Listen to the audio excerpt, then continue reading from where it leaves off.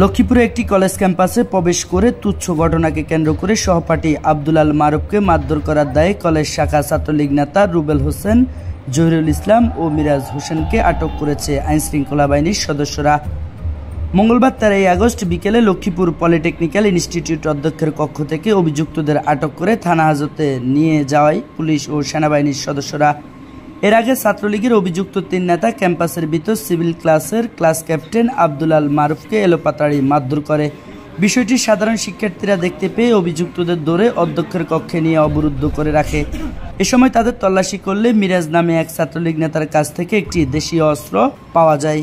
অভিযুক্ত 3 জনই কলেজ শাখা ছাত্রলীগের বর্তমান কমিটির দায়িত্বশীল নেতা বলে জানা গেছে। সাধারণ শিক্ষার্থীদের সঙ্গে কথা বলে জানা গেছে, বৈষম্য বিরোধী ছাত্র আন্দোলনের শুরু থেকে ছাত্রলীগের পক্ষ থেকে বিভিন্ন হুমকি ধমকি দেওয়া হয়েছে।